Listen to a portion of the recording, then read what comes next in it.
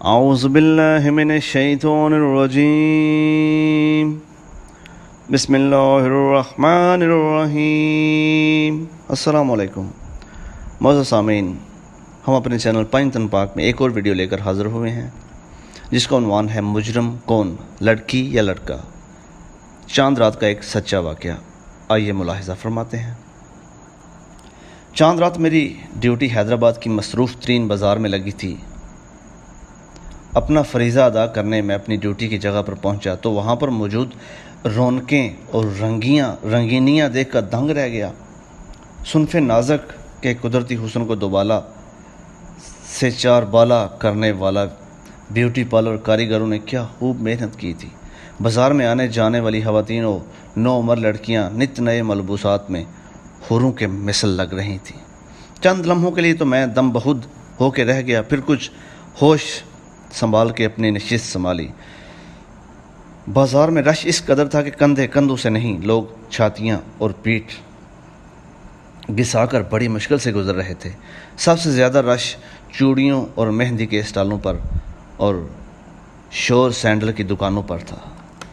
کچھ خواتین اور لڑکیاں مہندی کے اسٹال پر بیٹھے 5 لڑکوں سے ہاتھوں پر مہندی کی بہترین ڈیزائنز بنوانے میں مصروف تھیں اور کچھ اپنی باری کا انتظار کر رہی تھیں۔ مہندی کا اسٹال قریب ہونے کی وجہ سے اس پر ہونے والی ساری ایکٹیویٹیز میرے سامنے تھیں، یا یوں کہا جائے کہ تقدیر نے مجھے یہ سب نوٹ کرنے کے لیے یہاں پر بٹھایا تھا۔ تقریباً آدھے گھنٹے سے ایک لڑکی اپنے ہاتھ کی پشت پر مہندی کی ڈیزائنز بنوانے میں مصروف تھی۔ جب اس کے ہاتھ کا فرنٹ بنانے کی باری آئی تو ڈیزائن بنانے والے لڑکے نے اس کا ہاتھ اپنی ٹانگ پر پہنچنے کے انداز میں 2-3 مرتبہ گھمایا۔ میرے حساب سے اس کا یہ عمل اس کے ہاتھ پر موجود پسینہ پہنچنے کی کوشش میں تھا، اور اسی دوران اس نے لڑکی کے چہرے کی طرف دیکھا جس پر وہ لڑکی بھڑک اٹھی۔ یہ کیا کر رہے ہو؟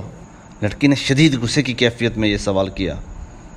باجی پسینہ تھا آپ کے ہاتھ میں، وہ صاف کیا۔ لڑکی نے حالات کا اندازہ لگاتے ہی فوراً جواب دیا۔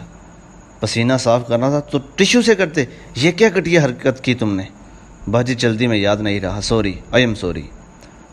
لڑکے کا لہجہ عاجزانہ ہو گیا۔ پھر بات جنگل میں آگ کی طرح وہاں موجود لوگوں میں پھیل گئی تو وہاں موجود اس لڑکی کے پہرے دار بھی آ گئے۔ آؤ نہ تاؤ اس لڑکے کا گریبان پکڑ لیا گیا۔ یہاں تم دکان چلانے کو بیٹھے ہو یا لڑکیوں کو چھیڑنے کے لیے؟ اس جیسے ہزاروں جملے لڑکے پہ کسے جا رہے تھے۔ اب ظاہر ہے اس جھگڑے کو ختم کرنے کی ذمہ داری مجھ پر تھی، تو مجھے ان کے بیچ میں جانا پڑا۔ کیا مسئلہ ہے، چھوڑو اسے، میں نے پولیس والوں کا رسمی جملہ دہرایا۔ سر، اس نے میری بہن کے ساتھ چھیڑخانی کی ہے، اسے گرفتار کرو، لڑکی کی طرف سے بولنے والے نے اپنا رشتہ دار بتاتے ہوئے کہا۔ چلو بھائی، یہ معافی مانگ رہا ہے، اب چھوڑو اسے، جاؤ۔